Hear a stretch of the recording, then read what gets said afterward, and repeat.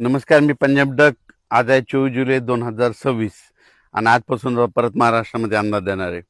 तर काल नाशिककडे खूप अतिवृष्टी झाली, मुसळधार पाऊस झाला, गुजरातकडे झाला, सुरतकडे झाला, मुंबई झाला. तर आज काय परिस्थिती राहणार? तर आज देखील नाशिककडं म्हणजे त्र्यंबकेश्वर म्हणजे पट्ट्यामध्ये म्हणजे उत्तर महाराष्ट्राकडे आज देखील जोराचा पाऊस पडणार आहे म्हणून हा अंदाज लक्षात यायचा.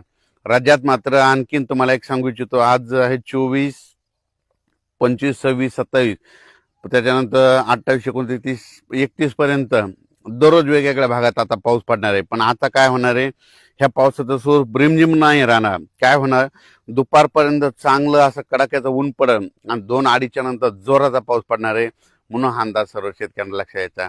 राज्यात सांगायचं झालं तर पूर्व विदर्भ, पश्चिम विदर्भ, दक्षिण महाराष्ट्र, उत्तर महाराष्ट्र, कोकणपट्टी, खानदेश, मराठवाडा सगळीकडे आणखीन जवळपासनं 5 ऑगस्ट पर्यंत म्हणजे आज 24 पासून 5 ऑगस्ट पर्यंत दररोज वेगवेगळ्या भागात विखुरलेल्या स्वरूपाचा पाऊस चालूच राहणार आहे म्हणून हा अंदाज लक्षात यायचा. शेतकऱ्यांनी जशी वेळ भेटेल तशी शेतीचे कामे करून घेणे म्हणजे हे एक सगळ्यात महत्वाचं आहे.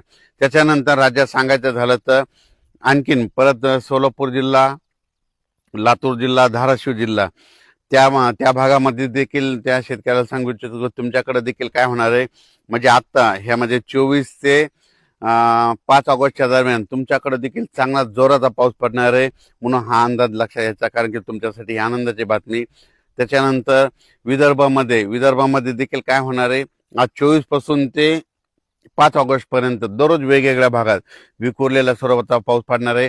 दुपारपर्यंत चांगलं कडाक्याचं ऊन पडणार, पण दुपारी 2:30-3च्या नंतर जोराचा पाऊस येणार म्हणून हा अंदाज सर्व शेतकऱ्यांना लक्षात यायचा.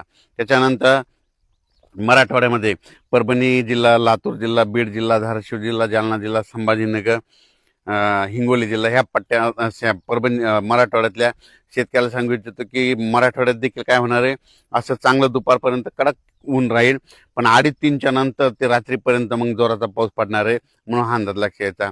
हा पाऊस दररोज एकदाच सगळीकडे येणार नाही, दररोज वेगवेगळ्या भागात आणखीन जवळपास 5 ऑगस्ट पर्यंत असंच विखुरलेला स्वरूपाचा राहणार आहे.